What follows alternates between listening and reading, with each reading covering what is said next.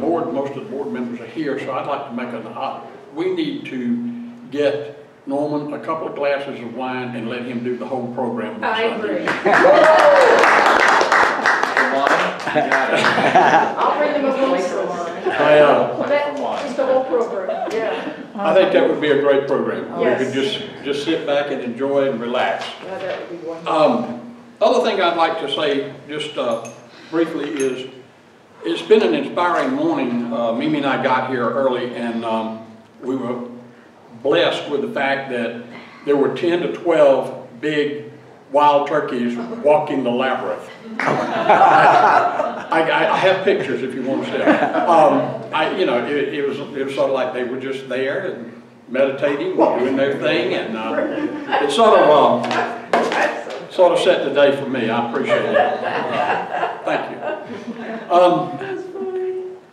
This is a subject that I did a talk on this many long years ago, and we'll talk about that in a minute. But I found my notes finally on the old subject and realized they didn't have anything to do with today and where we are today and where I am today. And so as a result, I threw them out and started all over. So here we go. We're going to talk about it. I broke it into 4 sections. It's a little book. Many of you probably had it, seen it, read it, or whatever, but it's by Harold Kirshner, Rabbi Harold Kirshner, and it's Why Bad Things Happen to Good People. And I broke it into 4 sections. We talk about why bad things happen. And then the second section that I talk about is what do we do but make it worse for ourselves. The third section is he does a little section in here on the book of Job. I don't know how many of you know the book of Job, but we're going to talk about that. And then I will give you his answers. I have to admit, I don't have all the answers. I don't have any of the answers. But I appreciate his approach to this and why it sort of makes sense to me now. The book was Why Bad Things Happen to Good People, written by Rabbi Harold Kirshner. It was published in 1989. And the book is dedicated to the memory of his son, Aaron. And Aaron died at the age of 14 of progeria. I think I pronounced that right. And it's an aging disease. And Rabbi Kirshner was in a position to really to look at his own faith. And he is a person that has dealt with people in major crises, and he has counseled with them, and he has told them what his learning teachings had taught him. And then all of a sudden he's faced with this situation. And he had to really step back and say, wait a minute, do I believe this? Where does this come from? I'm reading things that don't really have any meaning to me. So he set about and he wrote the little book, and we'll refer to the book from time to time. I will. Why do bad things happen to good people? Do you have a God that says these people deserve it? Do we have a God that says, I'm going to punish little children? Do we have a God that wants to test us? Or could it be that sometimes the problem is that we make bad decisions and act recklessly? But also, what about bad things happening to bad people? You've got the guy that goes down to his neighborhood liquor store and decides he wants to rob it. He takes a gun in. There's a gentleman behind the counter, pulls his gun, and shots are fired, and the bad guy falls on the floor. What does the family say? Well, why did you shoot him? He was just going to rob you. But bad things happen to bad people also. One of the other things is that when we're talking about this, the insurance company, when they're talking about bad things happening, a hurricane, tornadoes, natural disasters, They put this as an act of God. Rabbi Kirshner doesn't buy that. And I think that's what we're going to try to get to. Now, the other interesting thing is in this, and let me pull this one up. I want to read this one to you real quick. There are a multitude of animal lovers right in our midst. And we talk about bad things happening to good people. And we think about the bad things that happen to our animals. But he says human beings live in a world of good and bad. That makes our lives painful and complicated. Animals don't. Their lives are much simpler. Without the moral problems and the moral decisions that we humans have to face, categories of good and bad don't really exist for animals. They can be helpful or messy, obedient or disobedient, but they can't be good or bad. The terms good doggy or bad doggy don't refer to the moral value that the dog chooses to do, but only to its being convenient or inconvenient for us. It's like good weather and bad weather. Like our almost but not quite human ancestors, animals eat from the tree of life. They eat and they drink and they run and they mate. But the tree of knowledge of good and evil is off limits to them.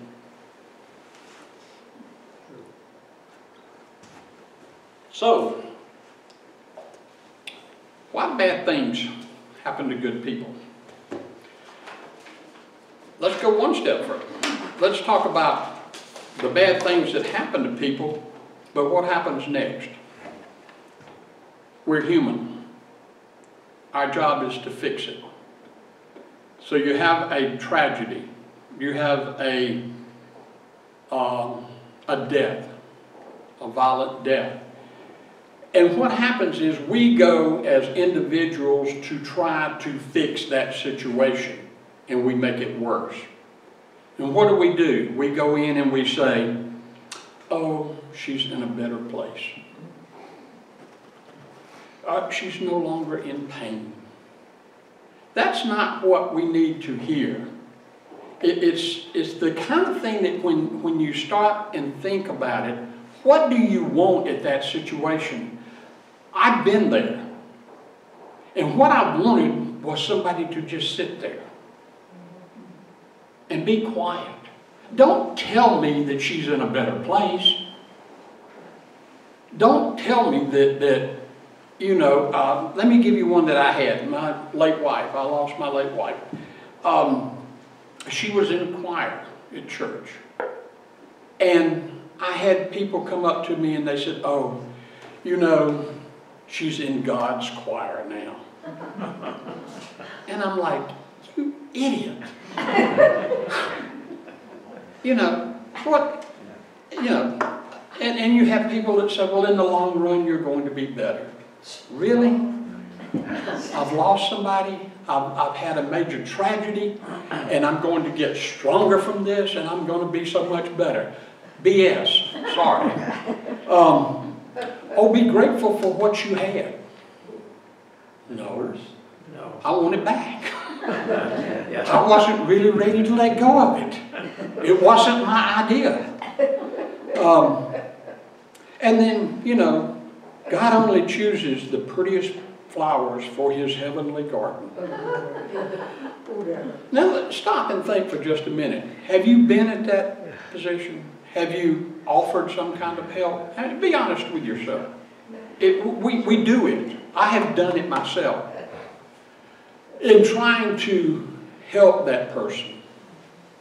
And the biggest help I could have been, and the biggest help you could be, is to shut up and be there. Hold them. Hug them.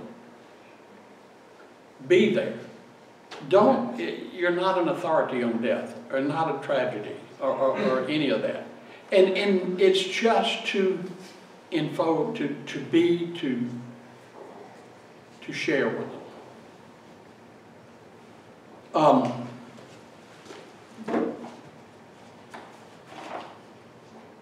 Bear with me a minute, I've got the page here.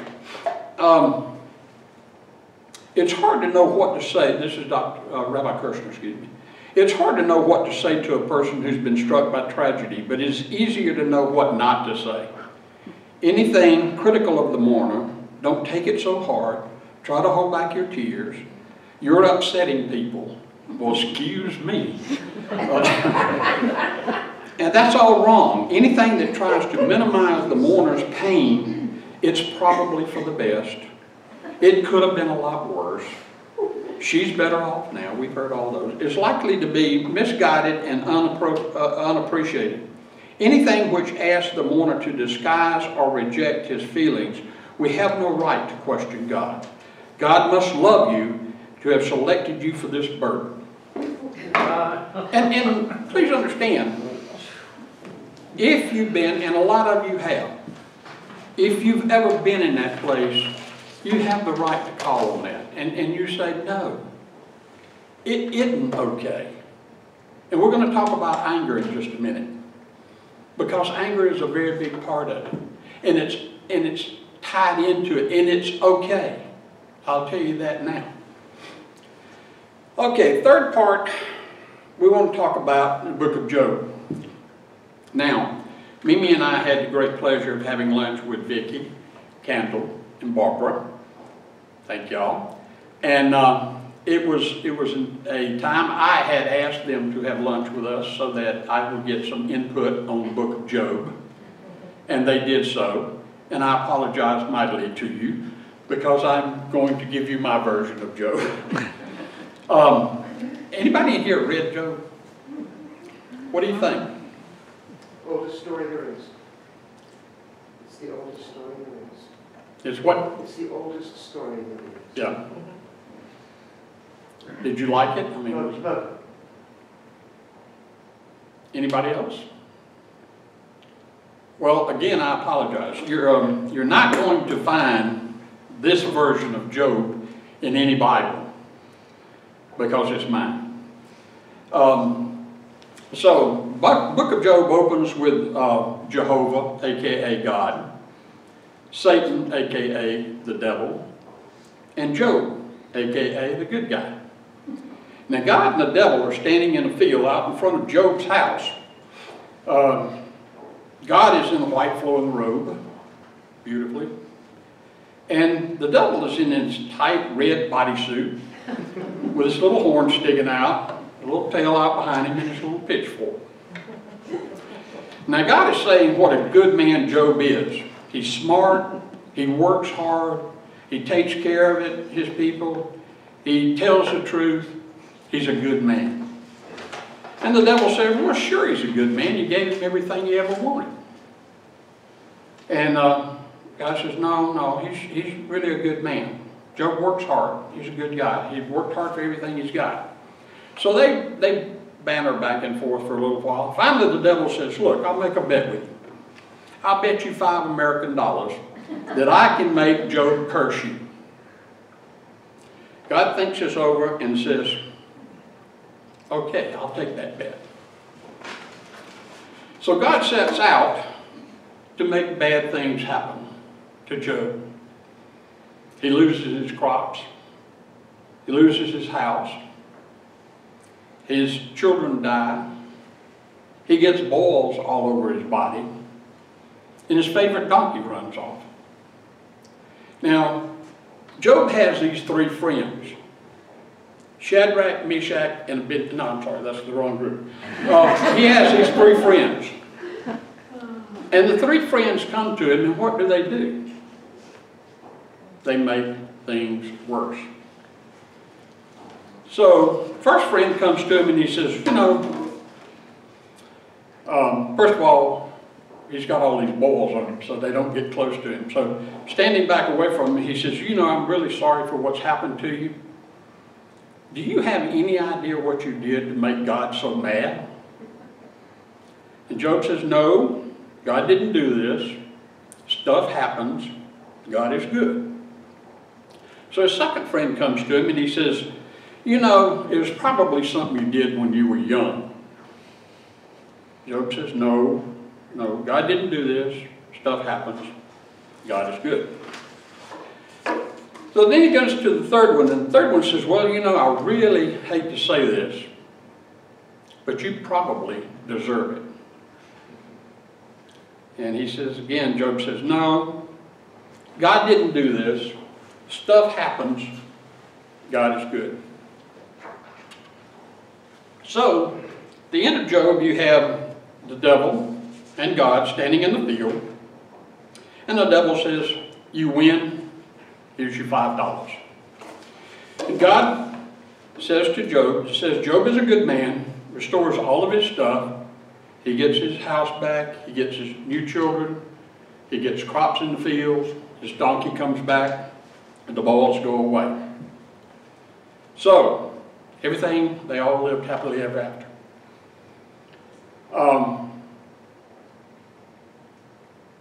I question a couple of things. One, I don't know how I feel about a God that's willing to make a bet with the devil, first of all. And I walk away with the moral of the story, which is, don't bet with God, you're going to lose. Stuff happens, and God is good. So, that brings us to the answers. And as I said before, I don't have them. I'm going to share with you what Rabbi Kirshner has. But first, I want to bring into a section of the book that he wrote about, and that is, what if bad things didn't happen? What if we didn't get sick? What if there were no national disasters? What if we didn't die? Where would we be? On a personal level, you were born. You're born, you live your life, and all of your friends, everybody gets old, and they just get older and older and older. What's there? Now, the second part that we bring into is, if bad things happen to good people, and Rabbi Kirshner says he doesn't believe God does this, why does it happen? And there is a theory that Rabbi Kirshner projects, is that there's random acts in life. In other words, life happens. And one of the things that is part of that is we are human. And as a result of us being human, we tend to make mistakes, we grow, we regress, we move forward, backwards, whatever the case may be. Now, let me read you a couple of things he says here. Why then do bad things happen to good people? One reason is that our being human leaves us free to hurt each other. God can't stop us without taking away the freedom for us to be human.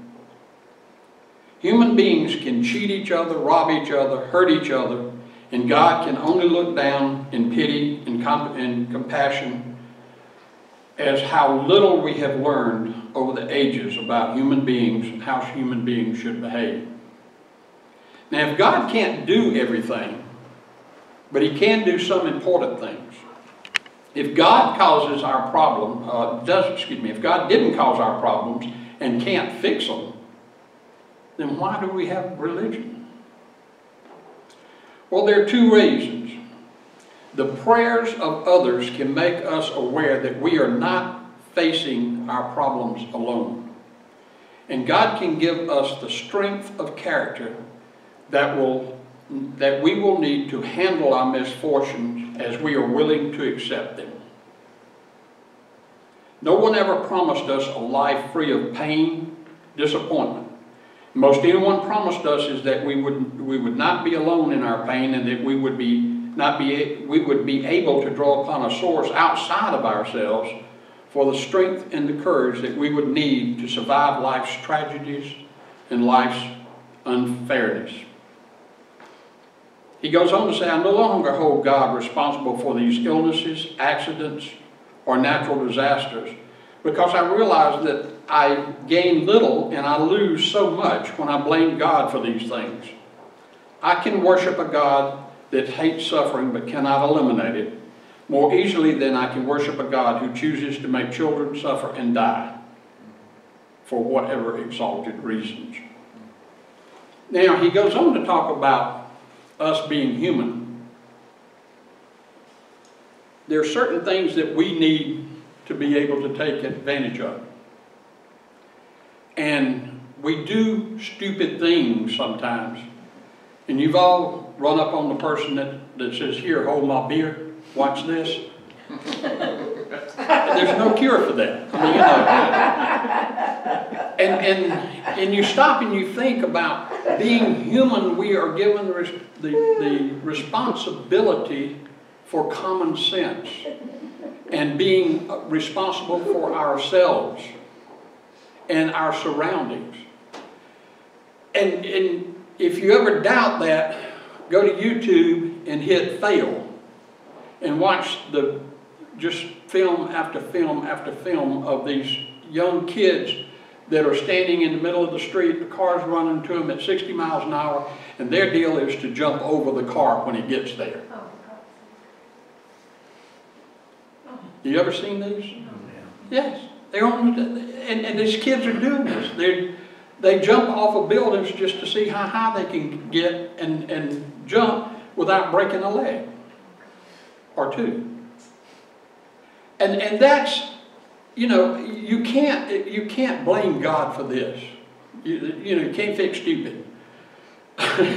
So you've got to realize that as humans, we have a certain amount of responsibility ourselves. Now, that does not explain why a 23-year-old young lady hits a tree and dies in a terrible car wreck.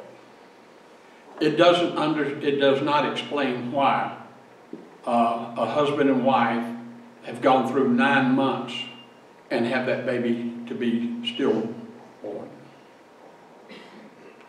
It doesn't explain the fact that somebody you love very dearly is dying with cancer. But what it does say is we're human. And as humans, we have to accept a certain amount of that responsibility. But the other part of it is we are a part of God.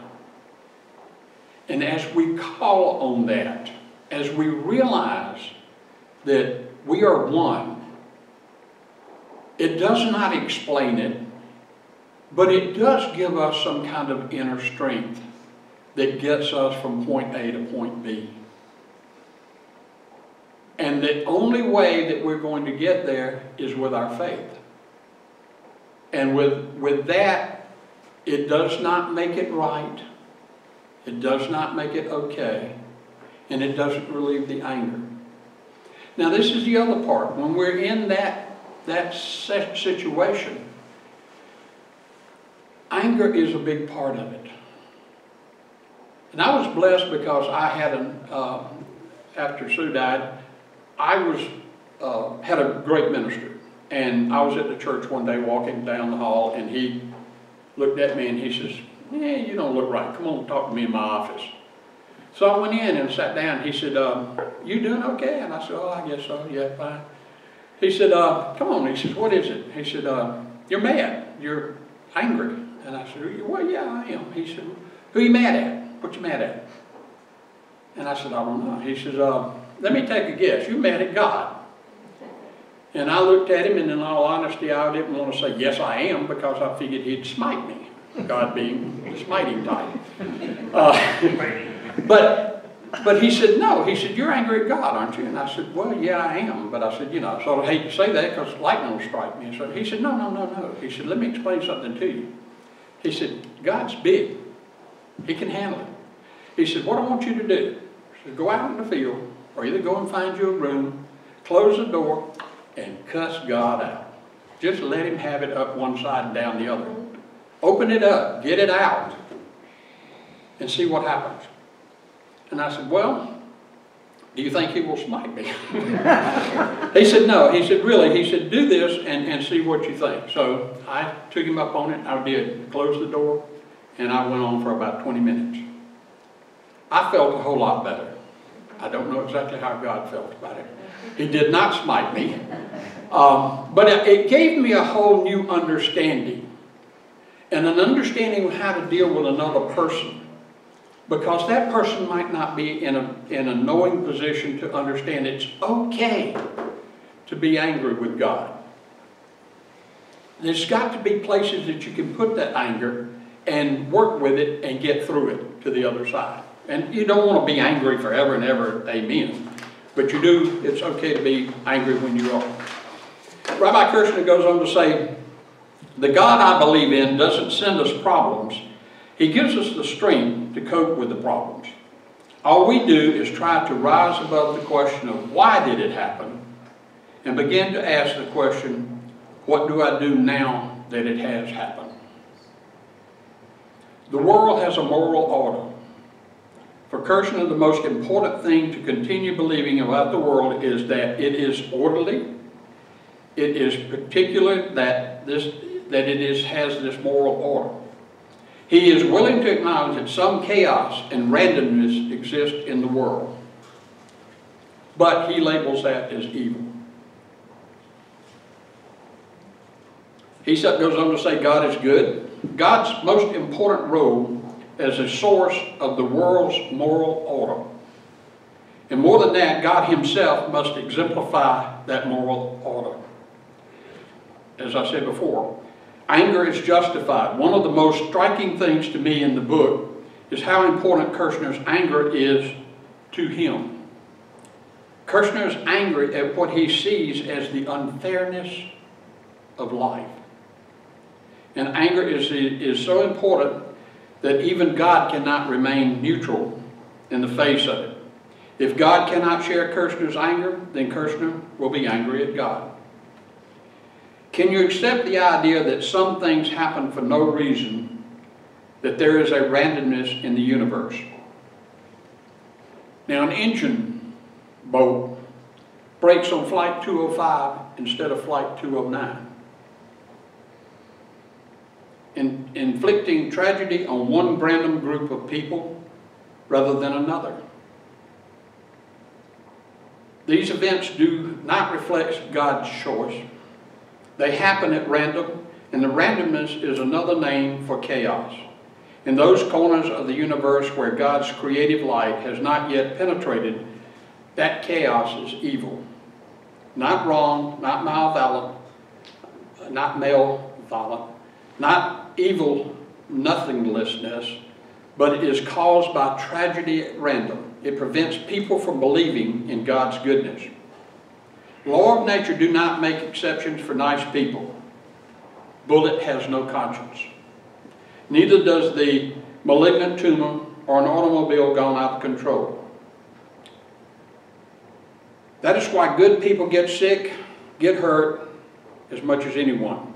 No matter the stories that we were taught about Daniel or Jonah in Sunday school, God does not reach down to interrupt the workings of the law of nature to protect a righteous from harm. This is the second area of the law of the world in which causes bad things and good to good people. God does not cause it and cannot stop it. So, what do we look at then if God doesn't cause it, but he doesn't stop it? And that goes back to the fact that there's randomness in the world and we're human. And the sad part is we have to learn to live with it. It is not going to go away. Good things will happen to bad people. Excuse me, bad things will happen to good people. Thank you. And I guess good things will happen to bad people. So, but what I interpret from Rabbi Kirshner's book is that we as humans have to learn to live with it, have to look at it and answer the question, not why did it happen, but what do I do now that it has happened? And draw on the people around us to give us that strength and draw on God's power to understand that we are one. We are part of God. We are God's children. And as a result of that, when you start and think about that, it gives you a whole different perspective of a tragedy. And to understand that God did not pick you out and say, look, you know, I know you cheated on your test in the 11th grade math test, so I think I'm going to give you a heart attack.